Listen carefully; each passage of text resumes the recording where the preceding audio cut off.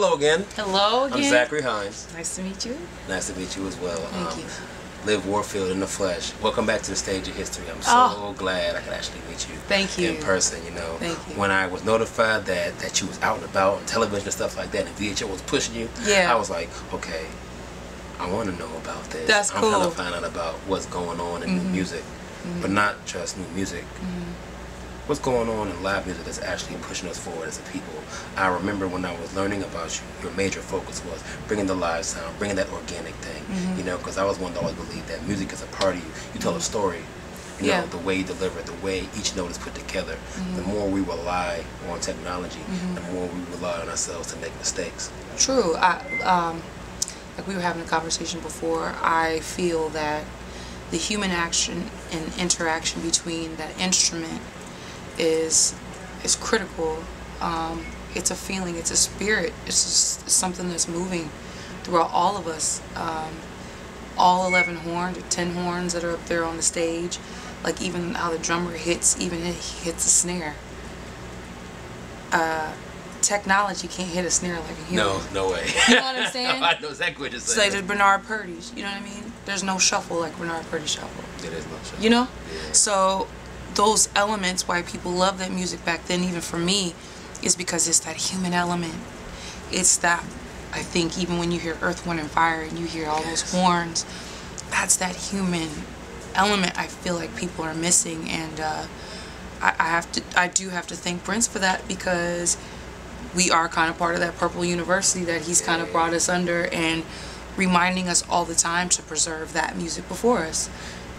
How was Prince really help you tell your story musically? Honestly, I think Prince really allowed me to be fearless in it. Usually sometimes when you second guess, it's usually the first instinct. Oh. So when it's the first instinct and when you know it's what it is, go with it.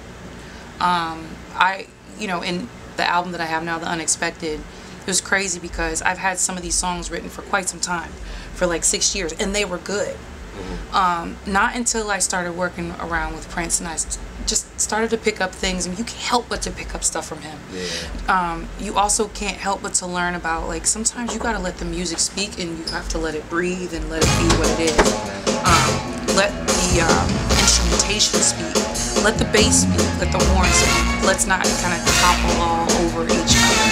I've learned that a lot from really listening and opening up my ear from him.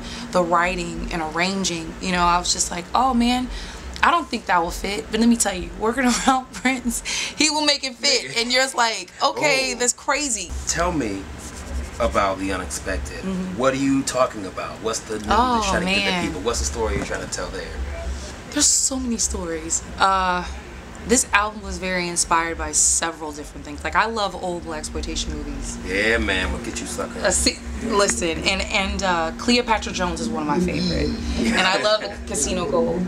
So what it honestly started out was, I saw the chase scene in Cleopatra Jones movie. And I said, if I could write the musical to this movie, what would it sound like? And then after that, the album kind of just, it flowed within itself. Like, okay, I see this scene. I see, you know, when she has the fight scene with the lady, and I forgot her name, but it's just something about her was very sexy, very strong. I like muscle cars. She likes muscle cars. My father rides motorcycles. She rides a motorcycle. So I just thought there was something so empowering, but she still kept it classy. If you could encourage the young people out there, the people who have dreams, what would you share with them? I think most importantly for me is just, I never gave up on it, even when times I wanted to.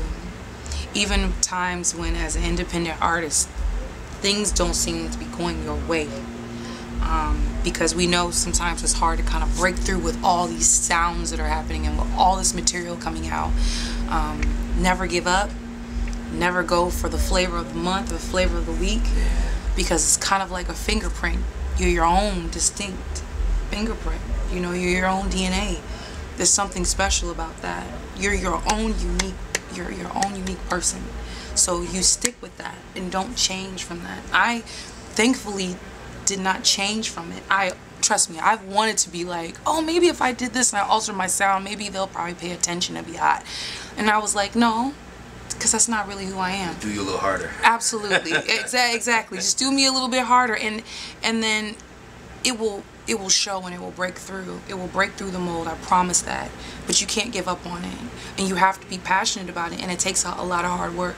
People don't understand. It takes a lot of hard work, and you will see the fruits of it open up for you. But you have to be able to want to seek the information, want to go out and get the information. You want to be able to talk to the people before you. You know, sometimes we often think that we know it all, and we don't.